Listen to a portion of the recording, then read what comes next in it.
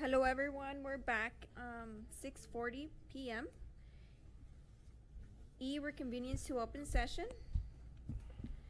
F. Announcement of actions taken in closed session. No actions taken. G. Presentation. Number 1. Mr. Jimenez. Thank you, Madam President. Today it is my honor to recognize a very long-standing supporter of Calexico Unified School District. He's one of our local business people in the Valley. He's been in the Valley for a very long time. I had the opportunity when I first came here to meet Mr. Tony Pimentel at one of our schools where he was taking pictures. And he kind of gave me a brief history of Calexico and the school district and all the work that he's done with us. Over the years, Mr. Pimentel takes student pictures and student portraits, but he also gives a lot back to our schools. So it's not just a business who is making money, and that's what a business is for, to make money. But Mr. Pimentel also doesn't have to do this, and a lot of businesses do not do this. But being part of the community, Mr. Pimentel takes it upon himself to return some of the profits that he makes back to our schools in Calexico Unified School District. So I think this shouldn't go unnoticed or shouldn't go unrecognized when we do have business partners that provide the profits that they make through their different contracting businesses with the district and take it upon themselves to return, to give back. That's not part of their contract. That's not part of what we signed off for. But Mr. Pimentel is one of those businesses that does it on his own. Last year, we're going to do it again this year, but student attendance is very, very important. And the whole state of California, I think in the country, has seen a reduction of student attendance. This is not unique to Calexico Unified. After the pandemic, we're still kind of dealing with some of the effects of this, of COVID pandemic and hybrid and or work, study, learn from home and online learning, stuff like that. So daily average attendance used to be right around 97% or so, and that's where you kind of want it to be. Or more, of course, you want to have 100%, right? But, kids get sick, and there's legitimate reasons for being absent. So you want 97.5% are your average attendance that are strong. After the pandemic, there's attendance has struggled. Student attendance has struggled in schools.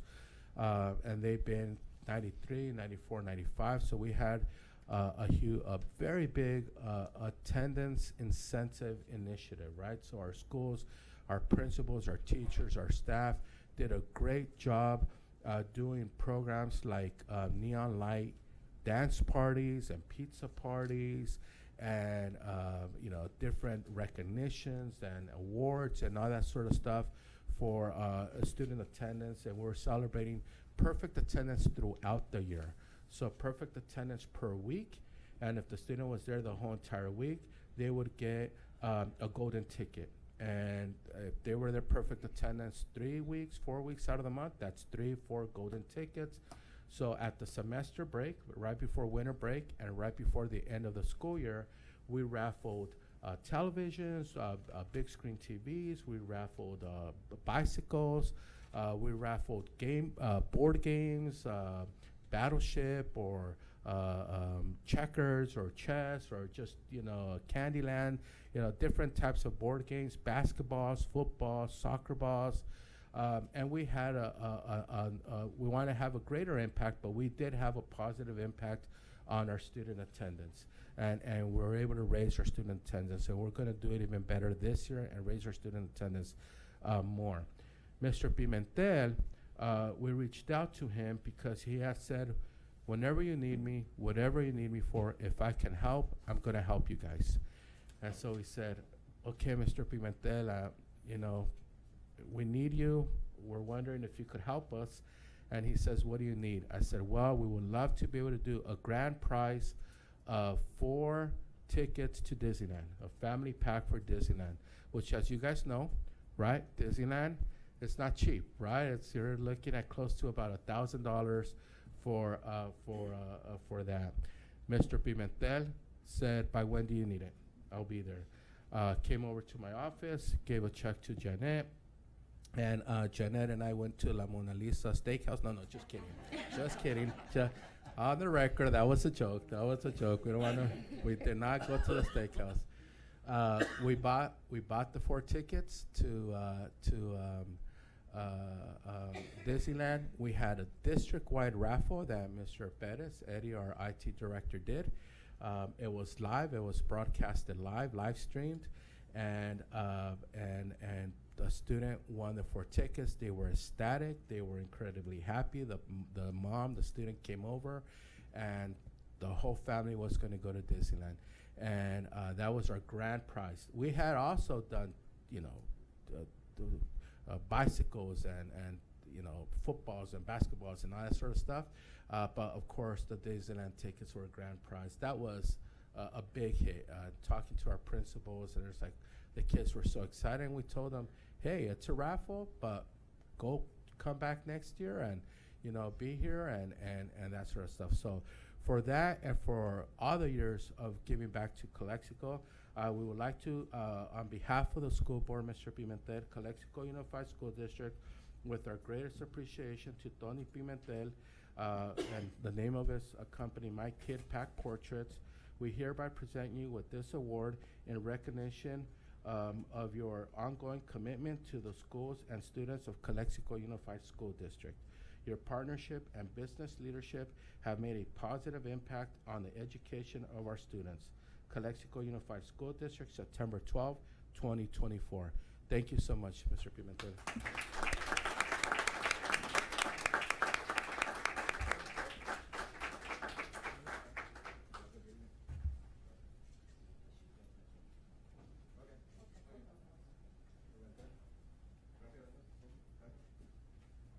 Este es el que empezó todo. En 1993, Pacheco fue el que nos dio la oportunidad para... Open doors for No, music you got- education. you got- Big yeah. card. Student photos. Ya. Así no sale la panza. Puede ser Photoshop. Sí.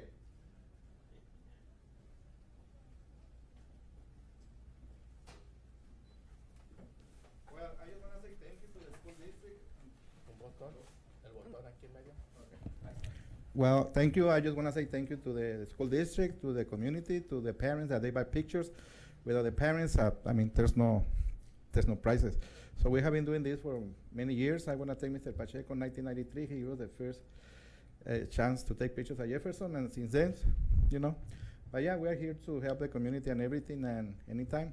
So some of the principals, they got upset. So this year we're gonna give a trip to Disneyland for only the schools that we have, okay, with the contract with.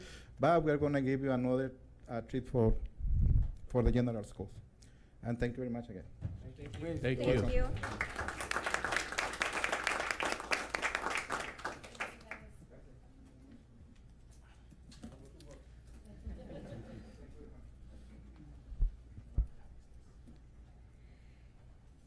H, comments from the public. The board will take any and all comments from the public related to an item on the agenda or any other item of district business that is not on the agenda. Mr. Alejandro Aviña?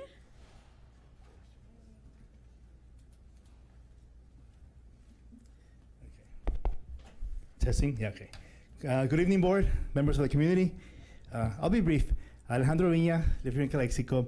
And I'm here today because some parents and ex-colleagues reached out to me concerned about the elementary music program. And because I work very closely with the music program over the years when I was a principal here in Calexico, what concerned me, and it got me a bit sad to hear that news. So I'm here just to say that I'm in support of the music program at the elementary level, and I hope that the district has a plan to do something, hopefully better, because removing the music program at the elementary was not a good thing for kids, a good thing for the community, and so I just want to express that, and hopefully there's a plan to do something Again, just here to share that concern of mine. And switching the topic a bit to Mr. Pimentel, he just left, but when I was a brand new teacher at Jefferson Elementary, hired by Mr. Pacheco 24 years ago, he took all the brand new teachers in the district, I believe, at the time, and he took us to Hometown Buffet. Doesn't exist no more, but those of you Calexicans, Hometown Buffet, he took all of the brand new teachers. So yes, he does give back to the community. So thank you. That's all I have, Board. Thank you so much. Good night. I consent agenda. All items appearing will be acted upon one motion without discussion unless any item is pulled for separate consideration and action. Move for approval. Second. Motion by Mr. Contreras, second by Mr. Alvarado. All those in favor say aye. Aye. Aye. J, informational items. Number 1, Superintendent's report. Thank you, Madam President. I actually, my report, it wasn't planned this way.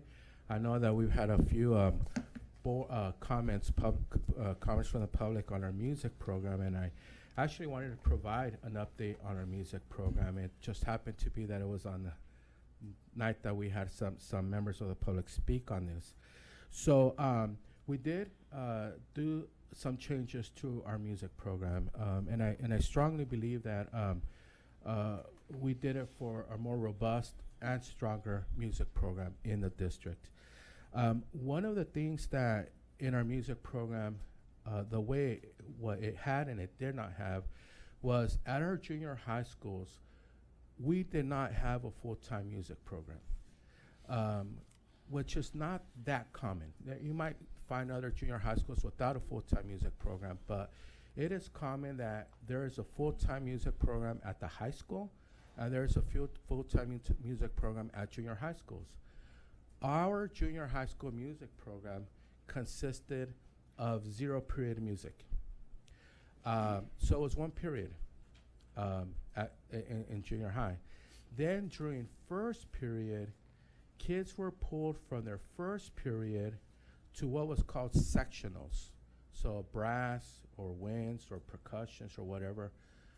Unfortunately, they were being pulled during their reading block.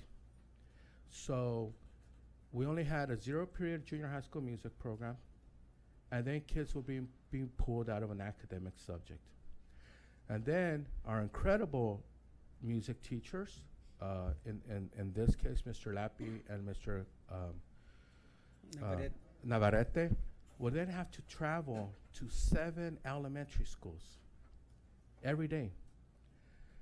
And depending on the time they showed up, and it's not their fault, it wasn't anybody's fault, it's just the way the system was, then we had to pull elementary kids from their ELA block or their ELD block or their math or their science every day. So if I'm a student at Rockwood, for example, and it just happens to be that my music time was Monday through Friday at 10 o'clock, let's say, and that was during my ELD time, and I'm an English language learner, and I need to redesignate, which is going to have a big impact on my future moving forward, I'm getting pulled out of ELD every day to take music for 30 minutes. Or I'm getting pulled out of math. Or I'm getting pulled out of science. Or whatever academic core subject I'm getting pulled out of to go take music. And as important and as much of a arts fan and supporter I am, and we want to increase the arts and we want to increase music,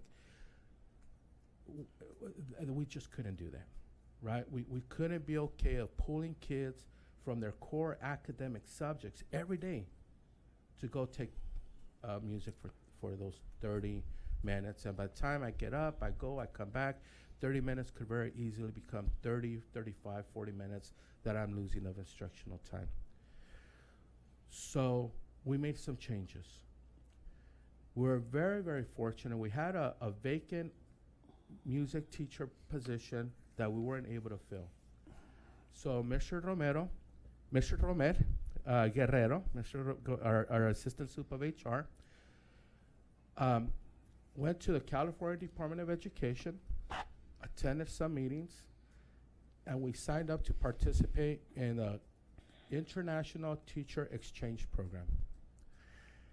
And through that program, we're very excited to share that we were able to hire a music teacher from Spain, Ms. Atzibel Guaraguizar,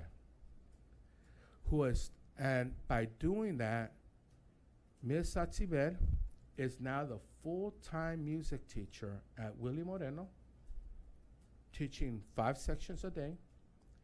And Mr. Lappy is now the full-time music teacher at Kiki Camarena. So now both of our junior high schools have a full-time music program. Ms. Atzibel is at Willie Moreno, is teaching beginning music, introduction to music 1 and 2. We have a choir class. We have a band class. And I actually have it here to tell you exactly the classes that are being taught. We have beginning band and marching band. At Willie Moreno, we have choir. At Kiki Camarena, we have mariachi and drumline. And at Willie Moreno, we have introduction to music. So our junior high school students have 5 sections of options for music that they never had before. We're very excited about that. And because now we have 5 sections, we about double the number of students taking music class at the junior high school level than we ever had before. And I don't want to say like it was for how long, but for people that I spoke to, it had been like that for a long time, where we only had 0 period music in junior high, and itinerant teachers doing 30 minutes, pulling kids out of their core academic classes. By doing this now, with Ms. Atzibel at Willie Moreno and Mr. Lappy at Kiki as full-time music teachers, we were able to return our music star, I'll say Mr. Navarrete, as a full-time music teacher, band director at Calexico High School. So now Mr. Navarrete at Calexico High School is teaching, has a class for drill and flags, a class for beginner and advanced concert band, a class of mariachi, and a class of drumline with approximately 190 students in those classes. Mr. Jesus Vargas is teaching full-time estudiantina with approximately 168 students in estudiantina. And Mr. Adam Marquez is teaching choir and jazz band with approximately 116 students, for a total of about close to 500 students, about 475 students taking a music program at our high school, and about 100 students taking a music program at both of our junior high schools, Kiki Camarena and Willie Moreno. The elementary program. The elementary program, we are moving it to the after school program. We're building it. It started already. It's going to get better. I asked folks to give us a little bit of time. It's already going. But for example, Ms. Atzibel, our new teacher, which hopefully we could introduce her to the community in the near future, has agreed to be part of the after-school music program. We're working with Ms. Erica Hermosillo and Esmeralda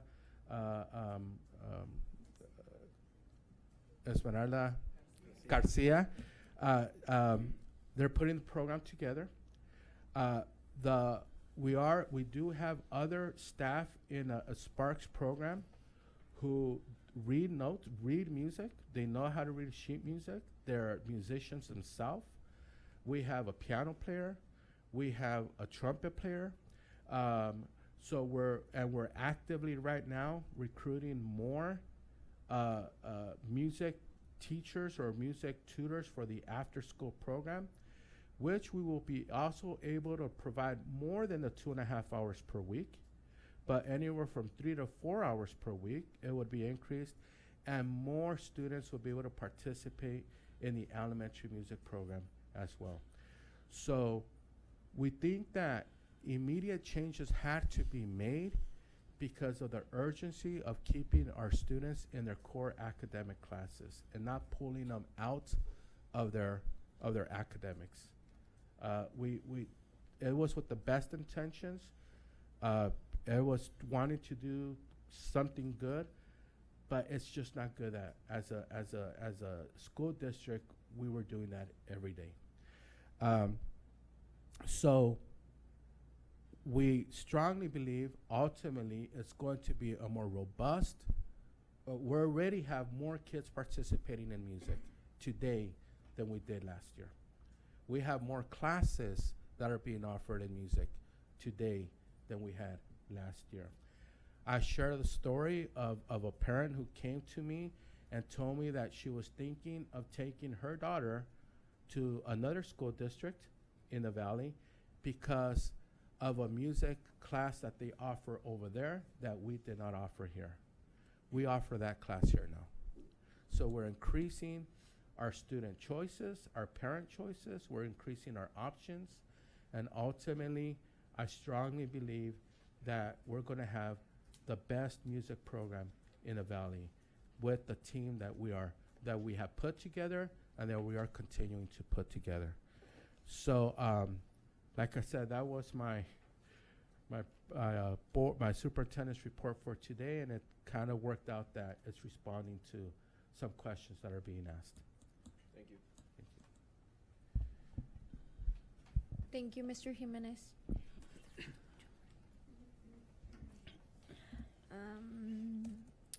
Number 2, ROP committee.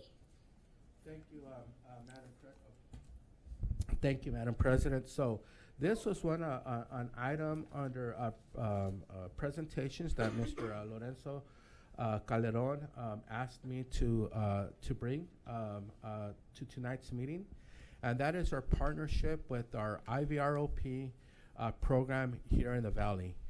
We're very fortunate, we're very lucky to have a partnership and a collaboration with IVROP, where they actually assign career specialists to Calexico High School, where they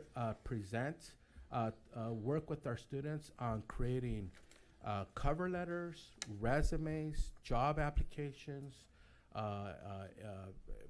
interview etiquette, just a whole host of things. So at this point, Madam President, if I may, I'd like to ask our IVROP staff who are assigned to Calexico High School to share some words with us at the podium regarding their work with our Mighty Bulldogs. And that is Alisa Tirado, the program manager, Amy Fernandez, the career specialist, and Alberto Cid, the career specialist. Guys?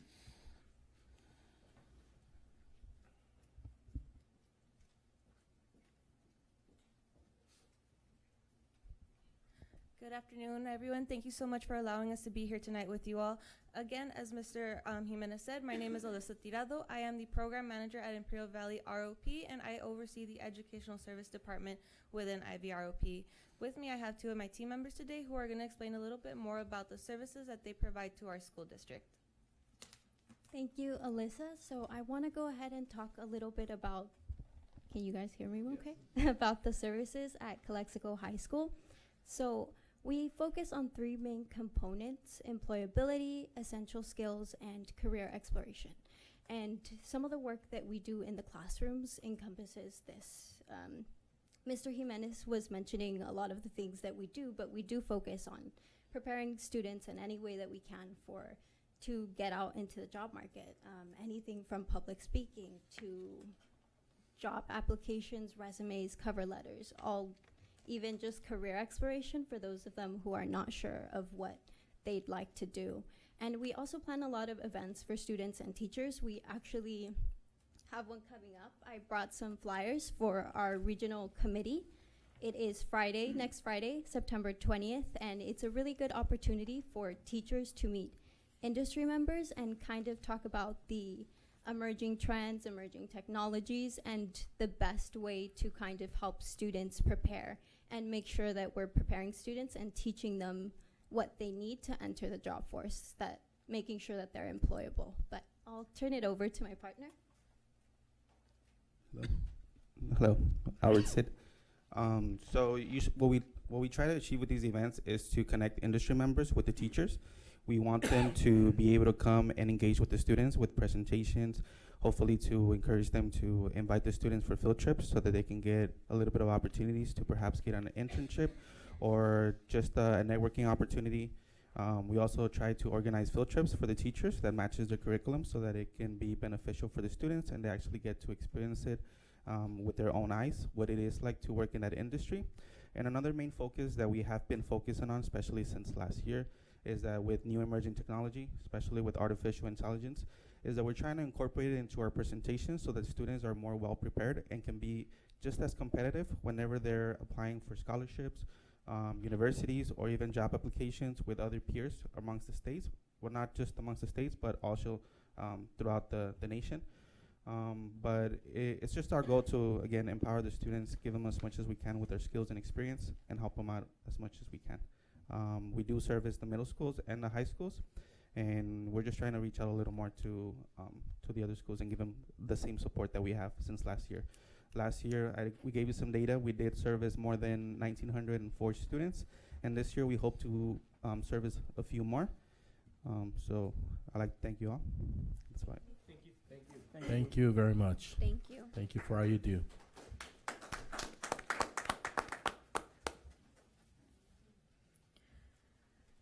Number 3, board reports. These are informational reports by board members. No action is taken. Mr. Alvarado? Well, thank you all for joining us tonight.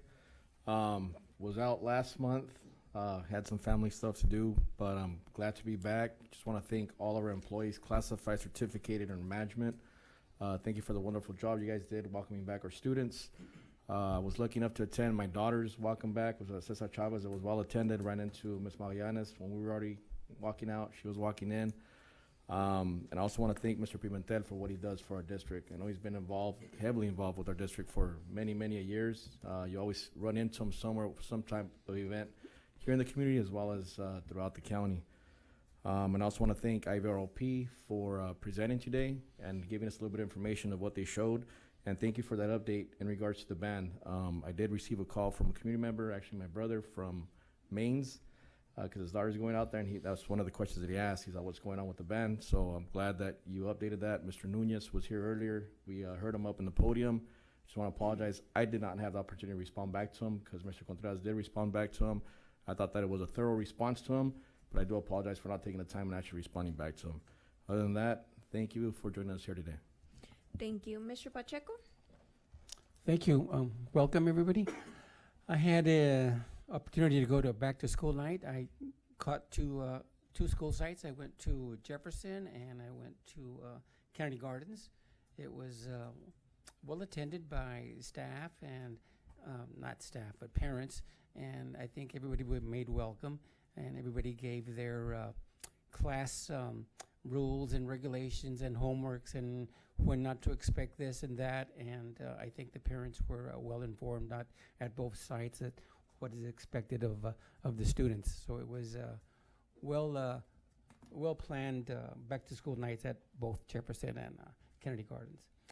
I had this one thought that when we had back in June, we had we approved of the single plan for student achievement, and all the schools submitted their data and their issues at the school site.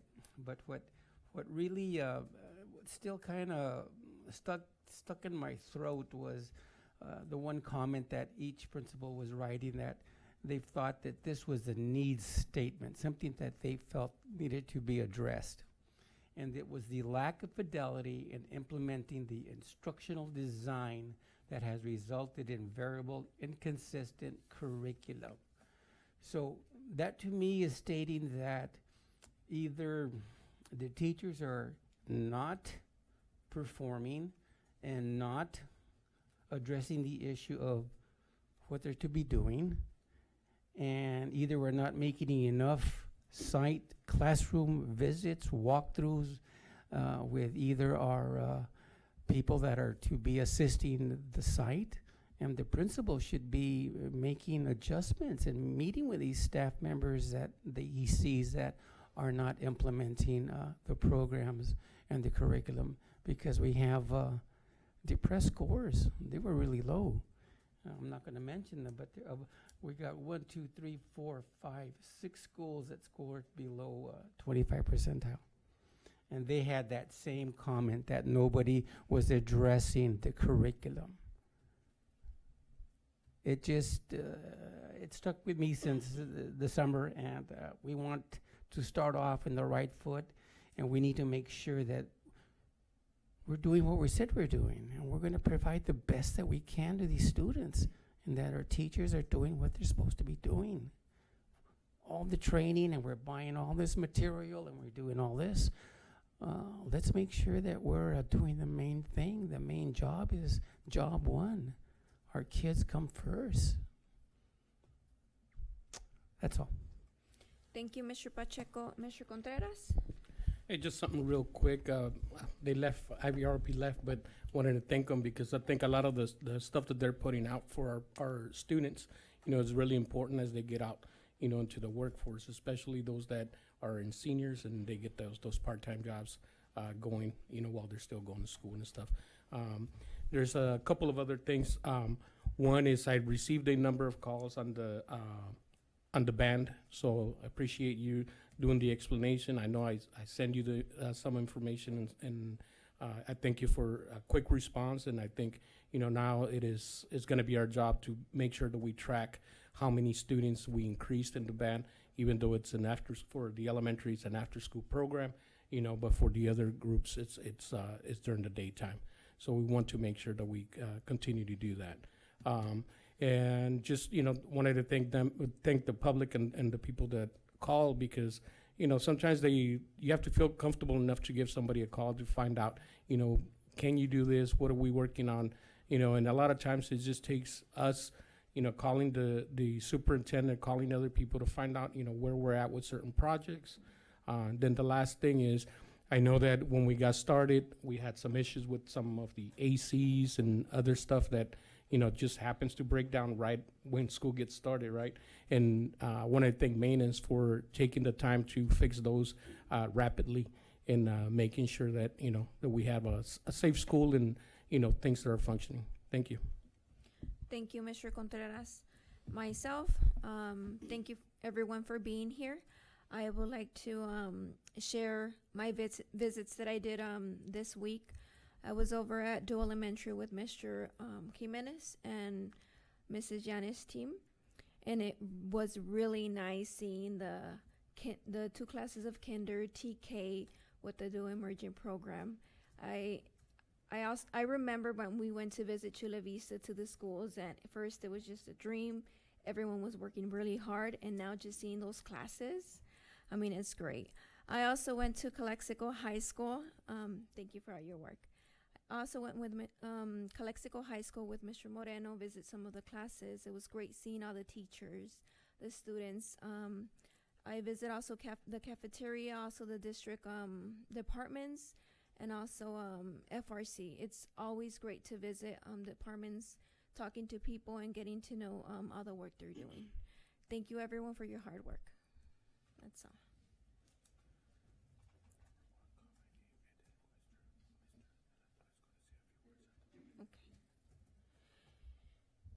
Okay, action items, consideration and action approval of the following items. Number 1, approval of the 2023-2024 unaudited actuals and 2024-25 revisited budget. Mr. De La Torre?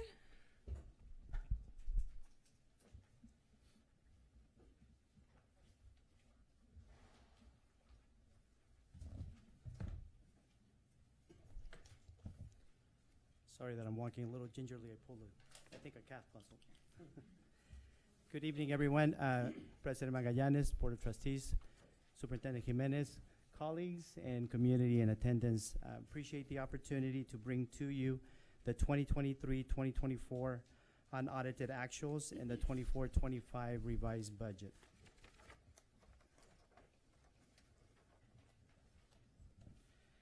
As you well know, on or before September 15th, we are required to bring to you for your consideration and approval the unaudited actuals that compare the estimated actuals that we presented to you back in June of 2024. This is under California Education Code 42100. I do want to definitely mention that doing and working on the unaudited actuals is a lot of work. Right? And some people here can attest to it. It is high intense work for about 8 to 12 weeks. For some of us that are newbies to this school district, it probably took a little bit longer. It's a lot of work by the business services team. I'd like to definitely acknowledge that Cesar Sanchez is here today, and Vanessa Gonzalez, the business manager, is also here. So their support is greatly appreciated. They do a lot of the work as a great team. Of course, the rest of the business team as well.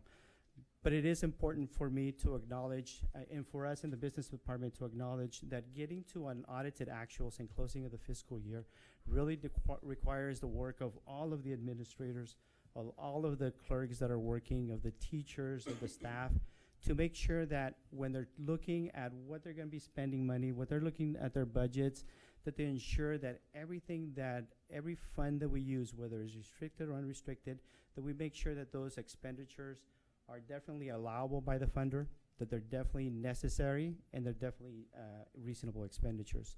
So getting to the end of the fiscal year really is year-long work by a lot of people.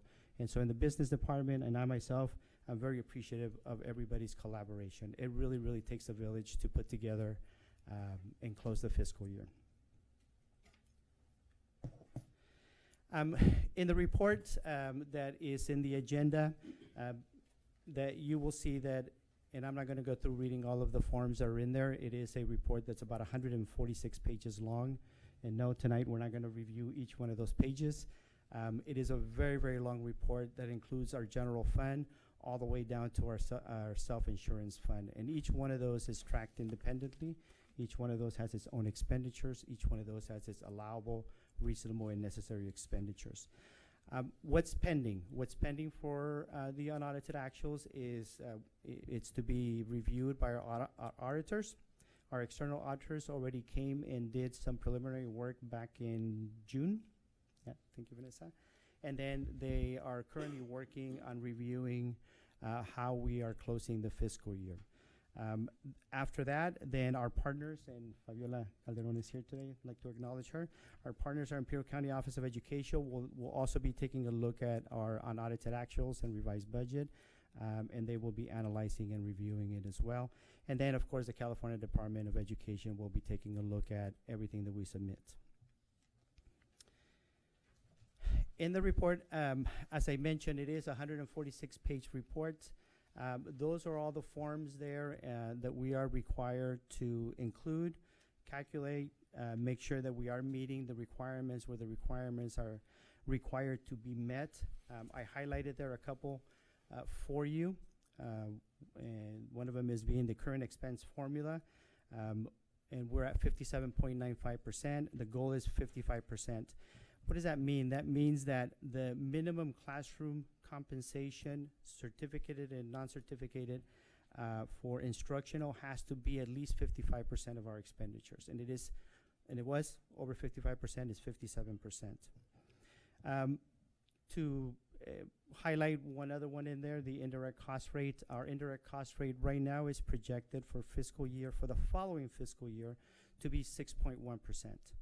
That is going to be an increase of the prior fiscal year, which was 6.66%, and the current fiscal year, which is 4.64.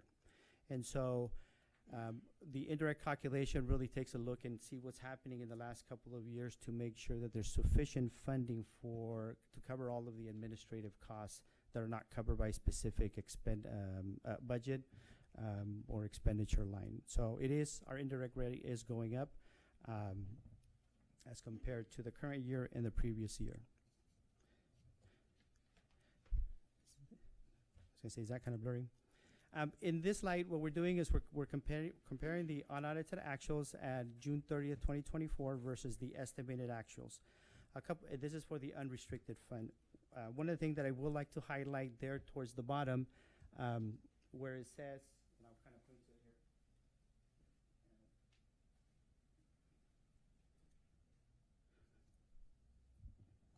Sorry about that.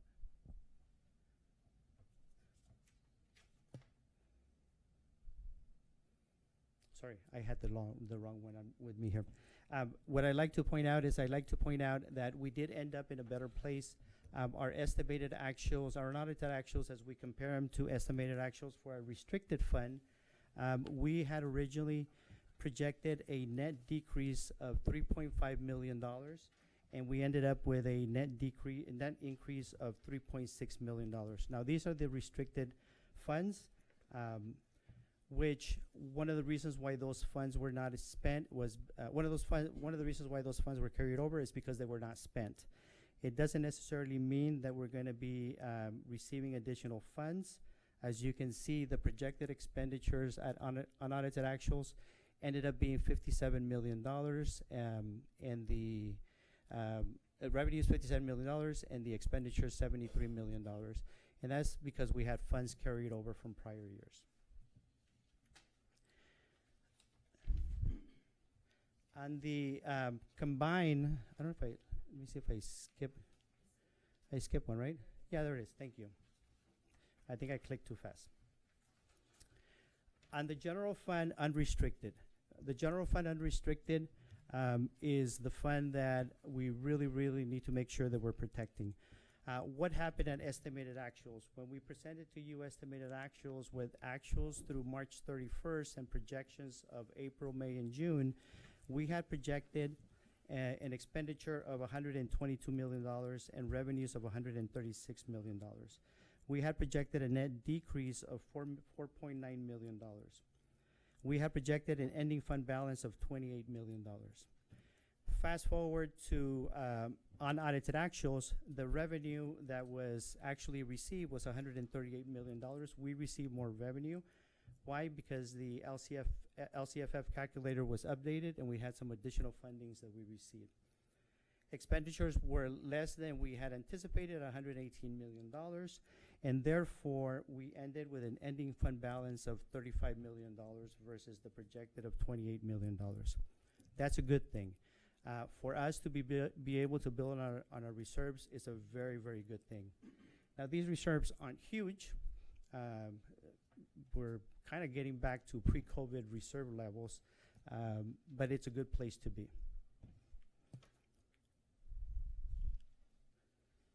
And then going to the combined gives us a total of what I just mentioned in regards to the unrestricted and the restricted funds.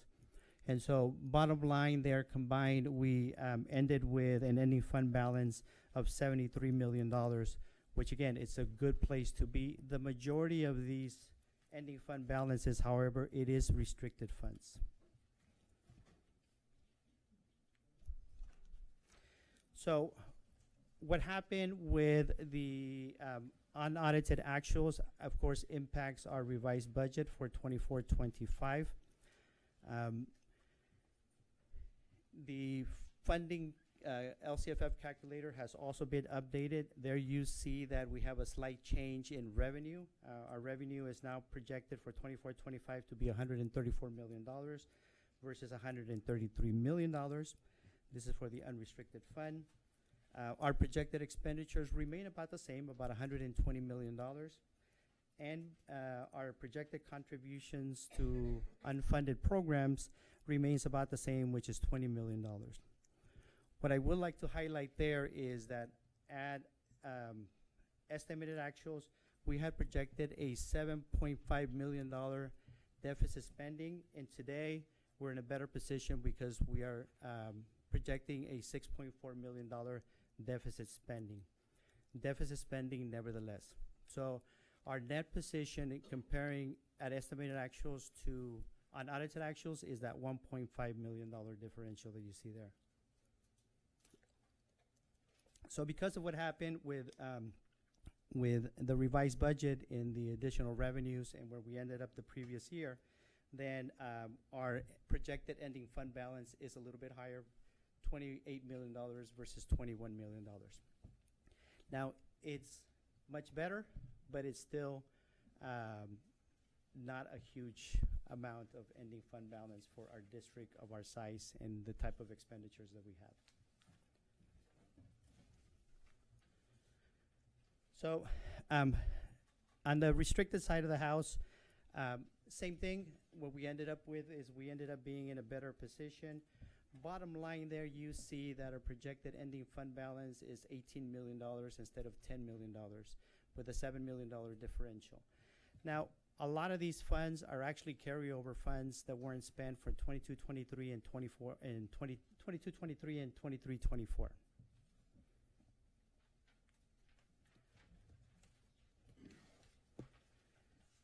So the aggregate of unrestricted and restricted does allow us to project a 6% reduction to our overall deficit spending for the year as compared to the estimated actuals. One of the things that I would definitely like to mention is that our cash flow remains strong, but we do spend about $15 to $17 million per month on our payroll and our accounts payable. So we need to make sure that we consistently have sufficient cash flow to meet our obligations. And at this point, we do. At this point, our cash flow looks pretty healthy. It looks pretty good. But we just have to make sure that we consistently have sufficient cash flow to meet all our obligations. In these two slides here, what you'll see is some of the restricted funds, and you see how our revised budget versus our original budget, and then you see that a lot of these one-time funds are ending, and so the district has been very strategic on utilizing these one-time funds to cover additional expenditures wherever we can, but the caveat here for all of the school districts is that these funds are ending. Right? The next page shows more of these restricted funds, and I didn't include the third page or the fourth page, but there's a lot more restricted funds that are one-time funds that we need to make sure that we adjust all of our future expenditures to make sure that we are able to cover those expenditures. So, fiscal look ahead. I put up there for your consideration the funded ADA. The funded ADA has been decreasing for our district. And why has the funded ADA been decreasing for our district? Because of our declining enrollments. So the district has been very strategic in adjusting staffing ratios and expenditures to make sure that we are adjusting for future revenue that we're projecting. What's causing decline in enrollment throughout California? Low birth rates, families migrating out of California. So again, we must continue to be very strategic in adjusting our staff ratios and our expenditures in the future. One of the things that Mr. Jimenez mentioned earlier is that the district has been doing a great job in addressing chronic absenteeism. At all levels of the district, staff, teachers, and everybody has been working on looking for ways to increase and support students' social connectedness to school, right? For them to know the importance of coming to school, and we have really seen improvements. And Mr. Jimenez mentioned some of the endeavors and efforts that have been done and will continue to be done. Inflation. Inflation continues to put pressure on the district's budget. The cost of materials and supplies and utilities, contracted services, fuel, year over year have had a huge impact on our district.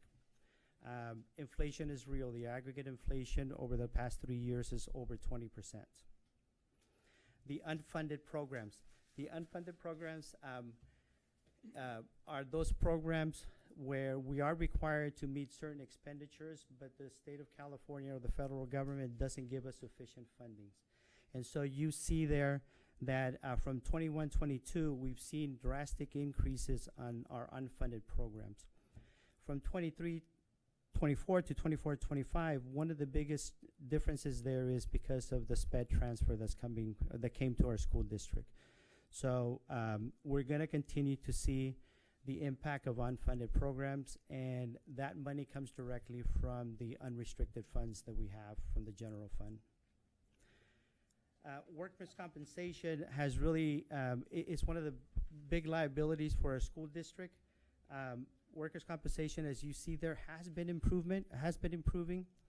Between 23-24 and 24-25, from going from a 7.291% workman's comp rate to a 7.2886%, that rounds up to 2.89%.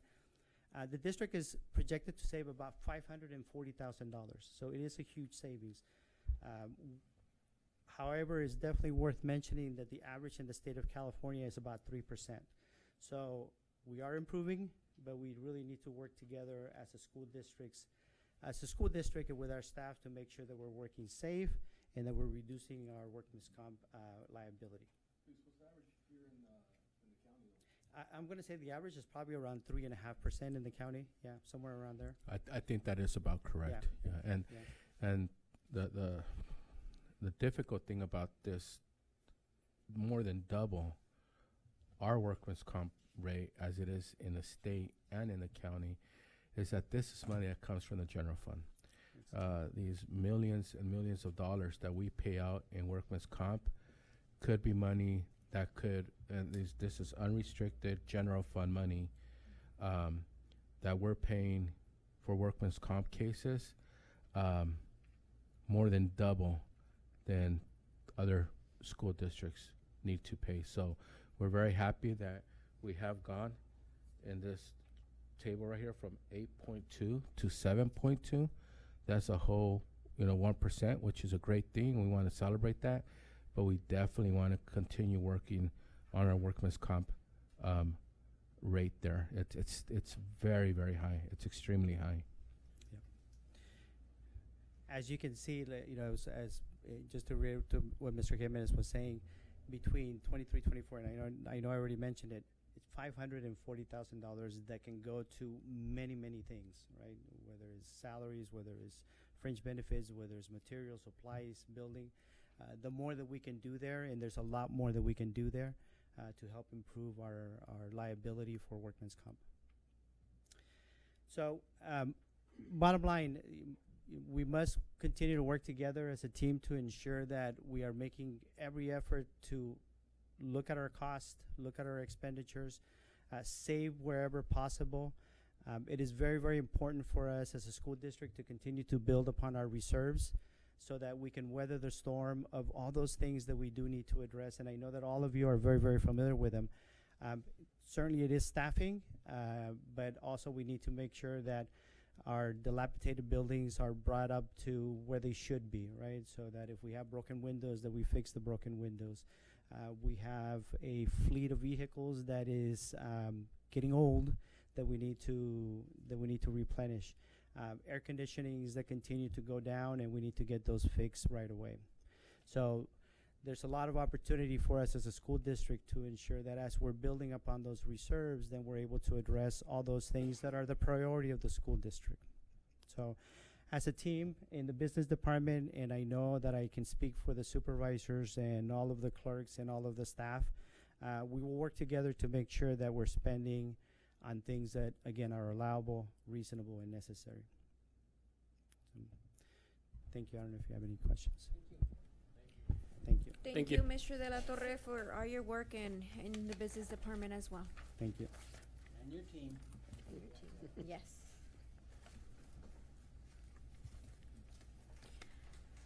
Number 2, agreement there was a motion by I'll make a motion to approve. I'll second it. Motion by Mr. Alvarado, second by Mr. Contreras. All those in favor say aye. Aye. Aye. Number 2, agreement between Calexico Unified School District and University of Massachusetts Global for Internship Programs and Practicum Field Work for multiple and single subject school counseling, special education, and education administration from November 1st, 2024 through November 1st, 2029. So move. Second. Motion by Mr. Contreras, second by Mr. Pacheco. All those in favor say aye. Aye. Aye. Number 3, agreement between Calexico Unified School District and ThinkMap Inc. DBA Vocabulary.com for license subscriptions for Calexico High School teachers. So moved. Motion by Mr. Contreras, second by Mr. No, Alvarado. motion. Motion by Mr. Alvarado, second by Mr. Contreras. All those in favor say aye. Aye. Aye. Number 4, agreement between Calexico Unified School District and Lego Education to provide professional development to expanded learning program Spark staff. Move for approval. Second. Motion by Mr. Contreras, second by Mr. Alvarado. All those in favor say aye. Aye. Aye. Number 5, agreement between Calexico Unified School District and Huffington Mifflin Publishing Company for digital licenses and materials for English 3D and language launch designated ELD curriculum for the 2024-2025 school year. So moved. Question. Second. Go ahead. This program is for the junior highs and Aurora. And I was reading that the programs are, units are for K1 and second and third grade? The units that we're purchasing are that grade level? If I could have Mr. Pacheco, Ms. Yanis, and Ms. Noemi respond to your question. Good evening, Superintendent and board members. The 3D and language launch are vetted by the state of California for K-8. Specialized ELD programs 7 and 8 as well. In the case of Aurora, we have long-term English learners that are in specialized designated ELD programs, also vetted by the state. When is your adoption up for ELA and language arts? Because if we're going to spend $112,000, how much is? The adoption was actually moved for 2 years from now, so that would be like 27, 28. We have 24, 25, 26, 27, and possibly 27, 28. These are for our EL learners. Correct. If you So- could describe the program a little bit and what it does. Yes. So this specialized program is for long-term English learners, and case studies have demonstrated that over time, but additionally from year to year, there are growths and leaps and bounds in reading proficiency and development. And if we're looking at case studies with similar demographics, up to from 40 to 70% of students jump that have been in no progress on LPAC up to level 3, and then from year to year, 45 to 56% increase in reading level to at reading level or above, especially for the population of long-term English learners who we are targeting with this implementation. This is a program that the teachers have asked for and have demonstrated the need for their designated ELD curriculum as a supplemental program. It's just another program that we're adding on to the curriculum. To the designated ELD curriculum.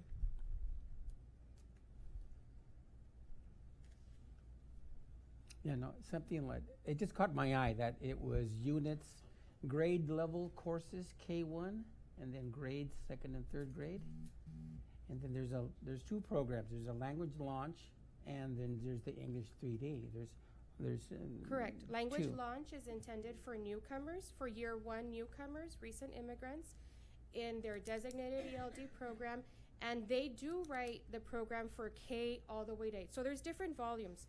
There's different sets, there's different volumes depending on proficiency level and grade level. So are we purchasing the K1 and the grades No. second? And we're not doing that. That's No. what we're buying. $34,000. We're purchasing grade level, proficiency level appropriate supplemental curriculum.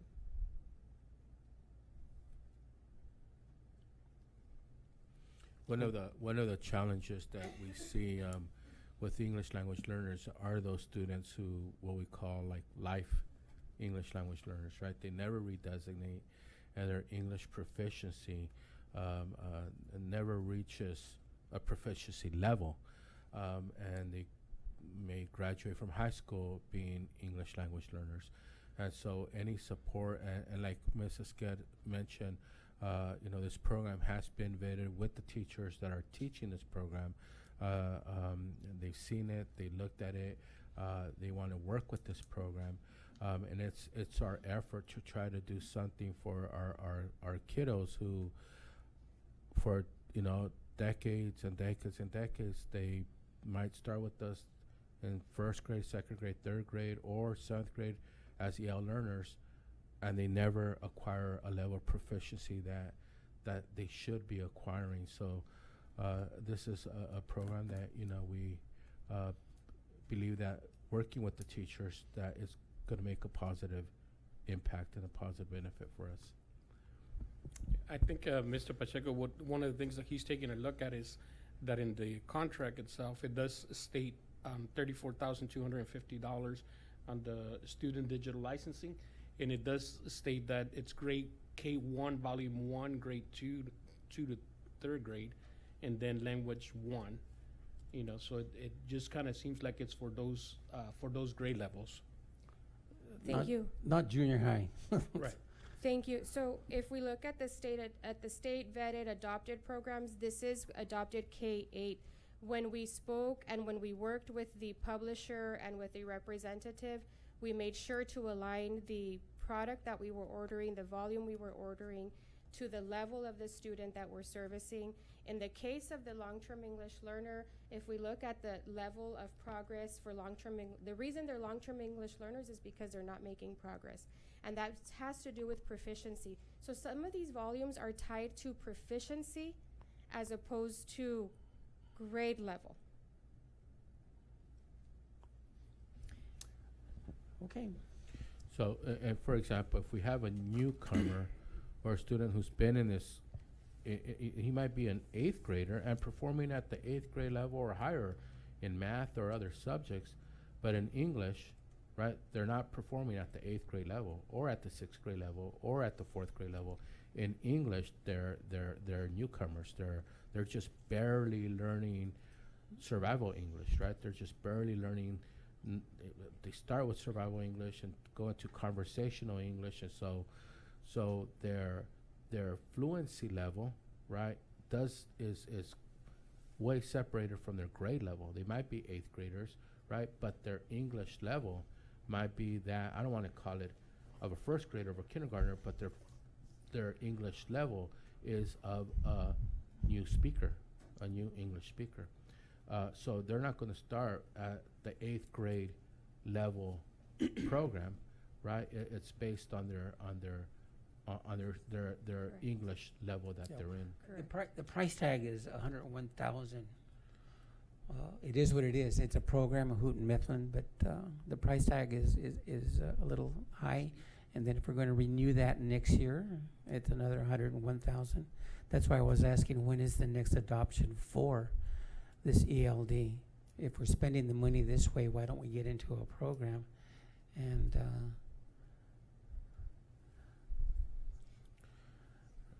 yeah, and we're still quite a ways away. We'd be losing out on a lot of kids if we wait for the next adoption.